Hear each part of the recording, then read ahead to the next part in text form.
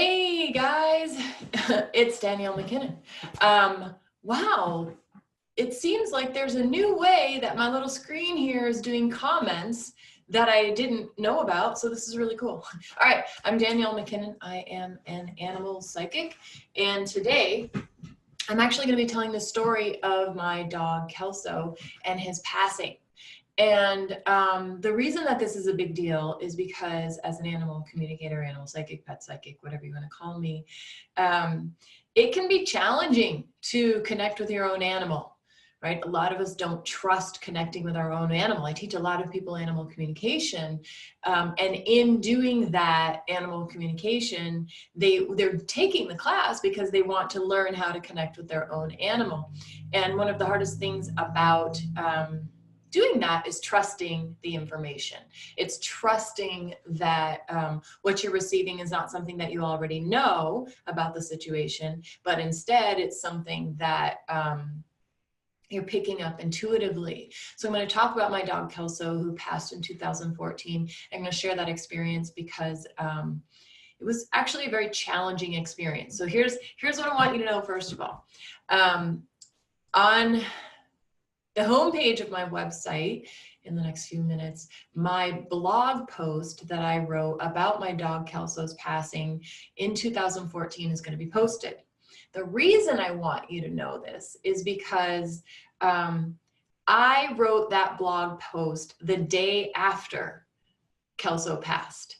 And I have not gone back in 4 years to read it. I know there's typos.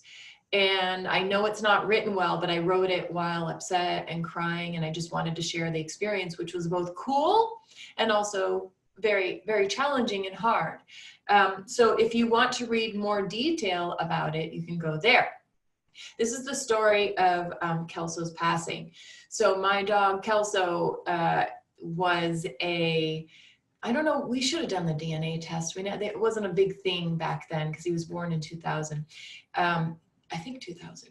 He was,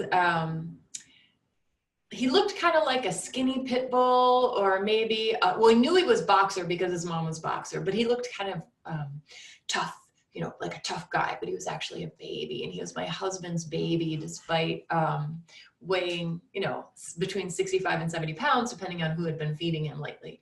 Because when my son was 5, we had him feed the dogs, and both of the dogs gained like 7 pounds. It's because he felt bad. He's like, but I felt bad. Okay, we can't have a 5-year-old feed our dogs. Anyway, the challenge for me I still do connect to my own animals as an animal communicator and ask my own animals questions and have conversations. But at the time, back in 2014, it was going to be hard. So Kelso he had spleen, something was wrong with his spleen. So he had to have, I think, part of his spleen taken out. So he went to the vet, and, we thought about it. My husband and I thought about it a lot. Do we do this? He was 14 and a half at the time.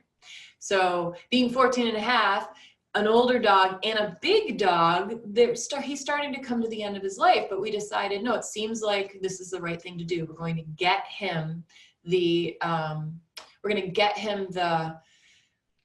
help that he needs. It seems like he's not done with his body yet. We're going to do this. So he gets the surgery, and my husband, Kevin, and I, we drive up there. It's like a half an hour away to the surgical place, the hospital. And and this is actually a really sucky thing because, he's starting to come out of the anesthesia. We put him in the back seat of the car, and we made him a whole big bed in the back of the car, and he was like very disoriented and looking around, and crying, and so I sat in the front seat. We had the seat down so I could have my hands on him and tell him it's okay, but he was still crying the whole time. And animals do that when they're coming out of anesthesia, but he was crying. Like my heart still kind of breaks. Oh, I prepped for this, right? Sorry, guys. I prepped for this. I prepped for him I prepped for this. I prepped to do this, and I knew it was going to be hard. I just didn't expect this early to feel a little sad and upset. But it's because I have regret. That's the one area where I have regret. So he's crying as we're driving him from the hospital over to the over to the place where he had to stay overnight to be watched as he came out of the anesthesia, and they needed to make sure that he was okay. And he kept crying and moaning, and it's the thing he did whenever he came out of anesthesia, because he had that happen. He had had a few surgeries during his life. So I so wish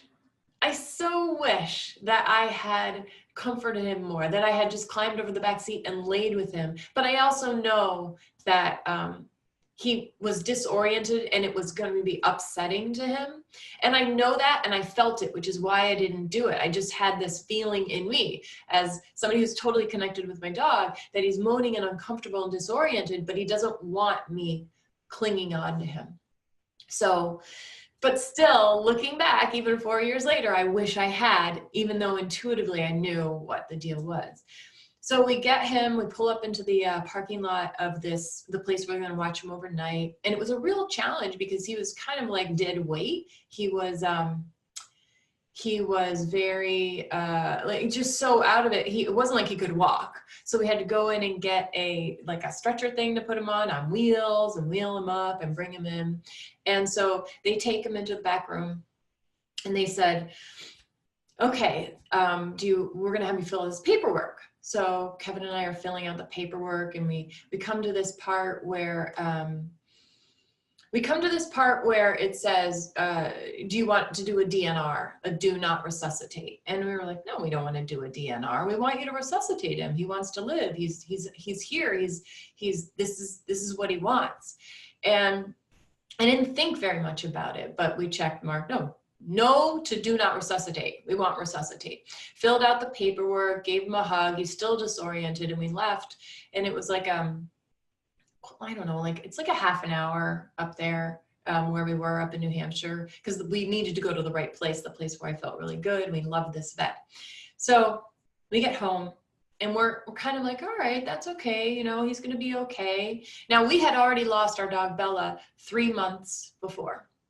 3 months to the day before. And we were kind of still reeling from that, but we're like, okay, Kelso's still doing okay. Came through the surgery. They said the surgery went well. We walk in the door and my cell phone rings. And it's the the nurse person, whatever we're going to call that person. And she's saying, okay, Danielle, hey, Kelso went into cardiac arrest. We are doing CPR on him right now. You need to come back immediately. Okay, so I hang up the phone and I'm like, Kev, he had just sat down for a second. Kev, yeah, I'm emotional. Okay, I said, Kev, we got to go back. So we hopped in the car and we're freaking out. Oh my God, he's going to be okay. What's going on? I mean, and it's just, Kev is not driving the speed limit. We're driving really fast back. And we get maybe 5 minutes into it. And I saw this visual. And it was a visual. This is an intuitive visual that Kelso is sending me. And I see him in the room where we left him.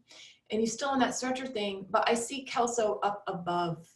I see him above the stretcher thing. And he's up there in the ceiling of the room.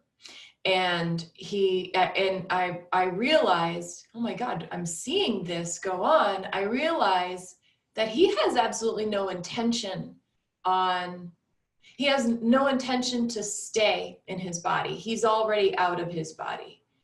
And so I Kev's still driving, we're really upset. And I said, Kev, I just had this visual and I know what it means. It means he's ready to go.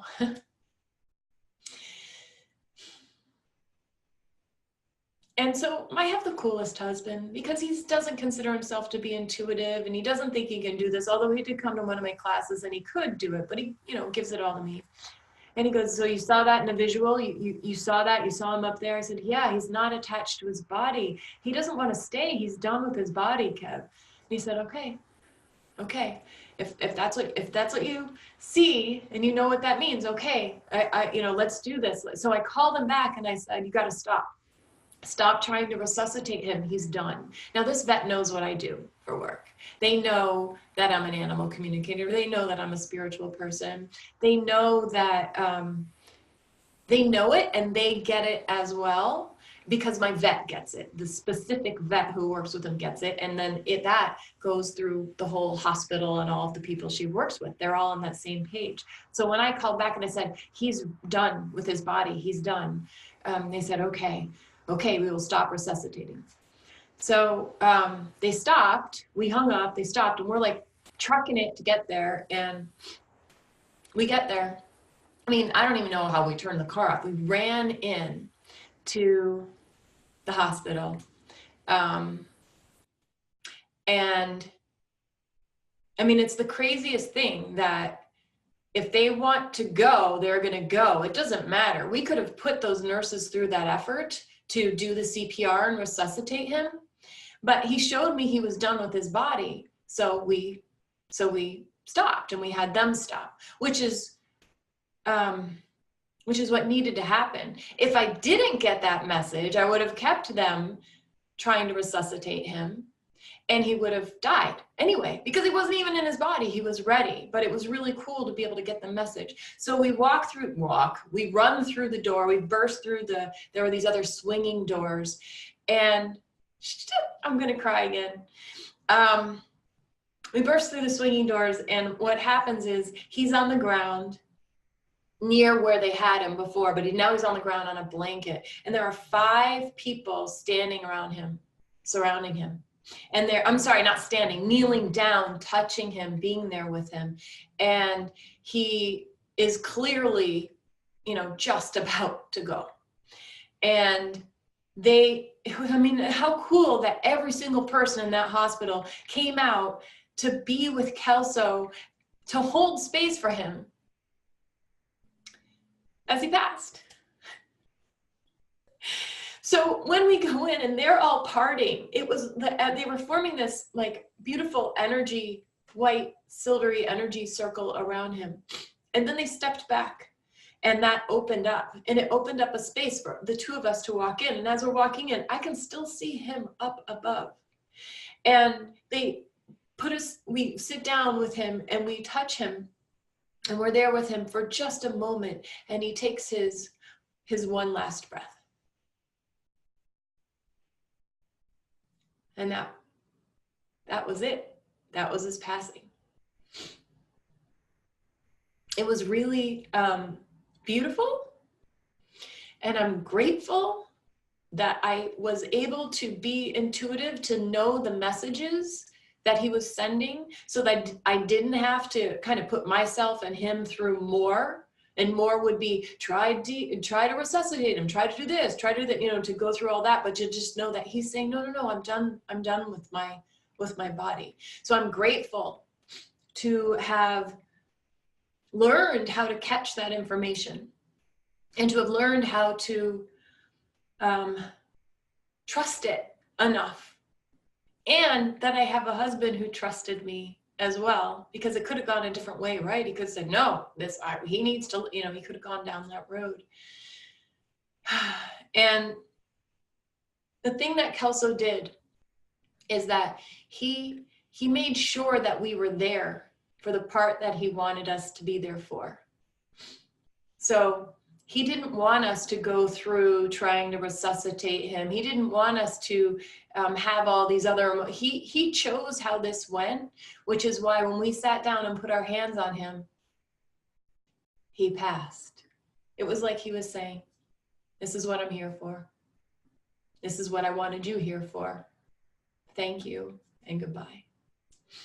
He's done a lot of, he comes through in my classes all the time, and he's come through, he works with my students, he still shows up, we still hear him. He's very present in my life. But boy, there's so much learning in just that experience. And yet it doesn't matter how much I know about the other side and how we can still talk to him and how this is still going on. I still miss him. I still hurt. I love him, but I still hurt. And I really appreciate that you all took the time to be here and to listen. And I apologize for crying. There was no way I was not going to. But that's it. All right. Thanks, guys.